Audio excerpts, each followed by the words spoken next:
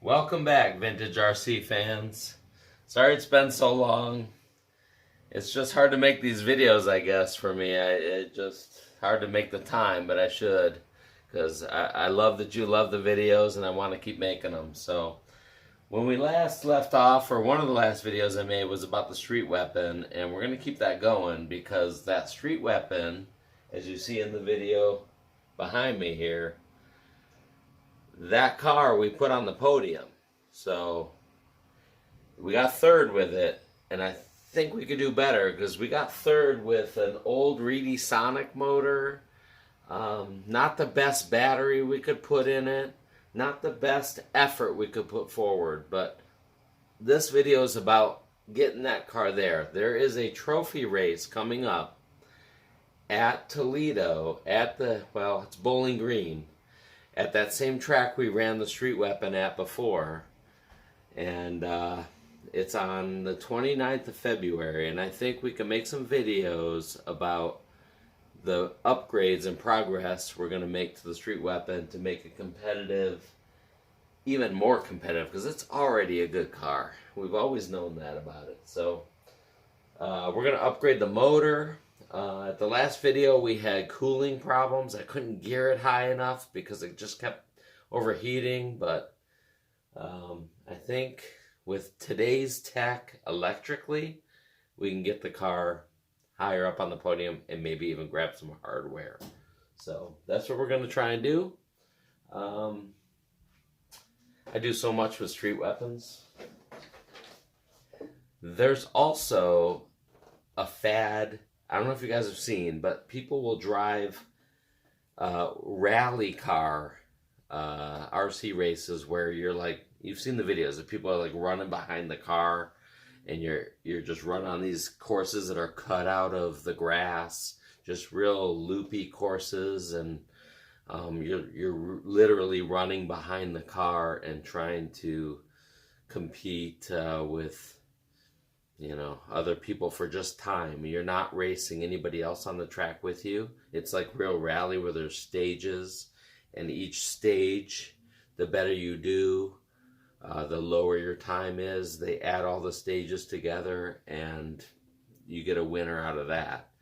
I thought what better to do with a street weapon also than run that. I mean, the street weapon's always been a fully sealed drivetrain, so it's perfect for that. So I'm a giant Audi fan.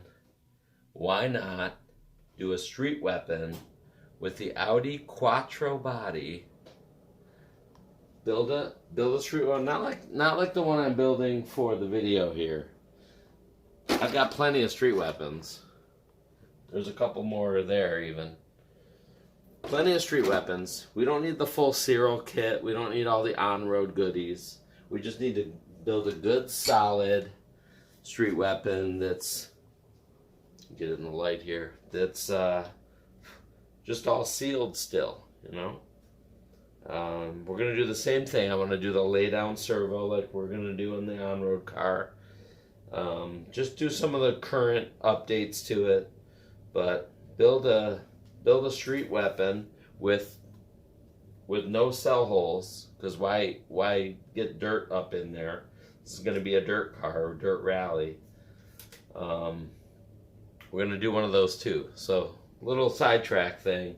This video is really about part 2 of the street weapon video for Bowling Green for the trophy race coming up. So let's focus on what mods we can do to the street weapon to get it better than we had when we podiumed that car.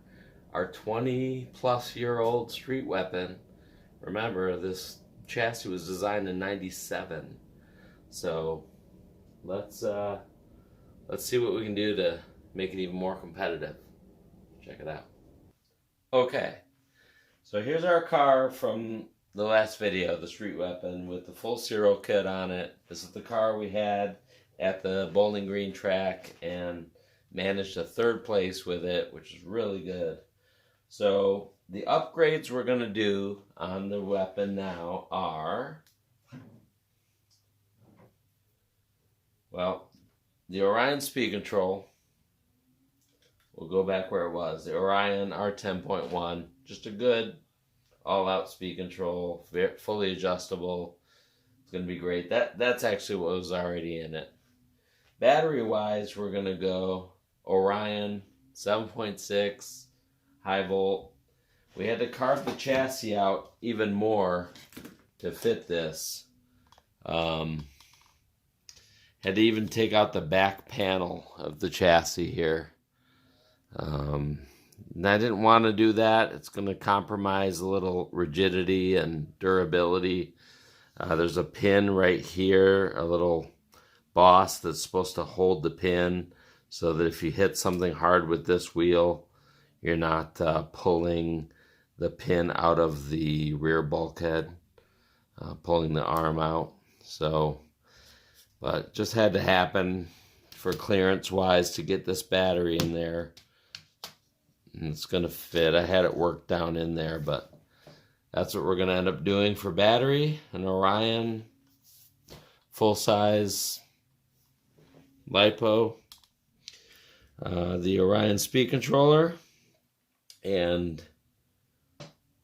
oh my, RevTech 5% 21.5 motor, ready to go with street weapon mount.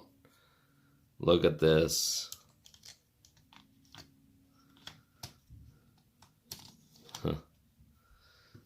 What a fit. What a beautiful addition to the car.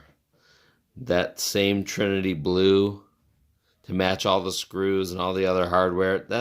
That's just a great bonus, of course, because color doesn't make you fast, but it sure does look fantastic in the street weapon. Even there's quite a bit of open space in these motors. I mean, you can see the whole.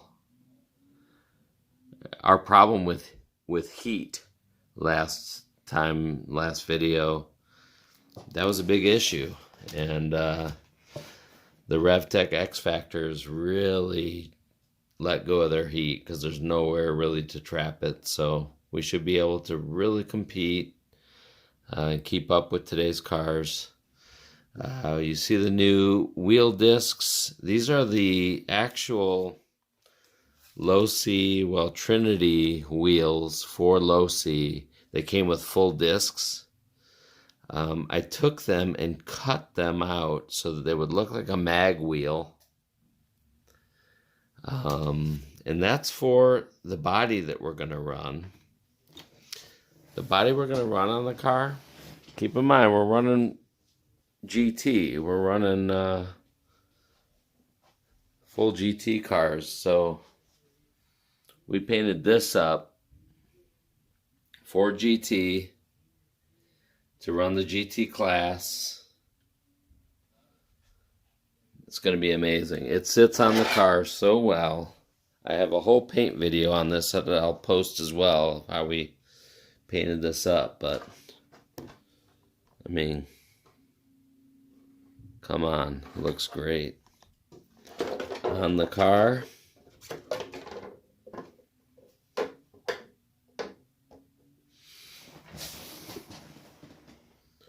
I'm telling you, insane.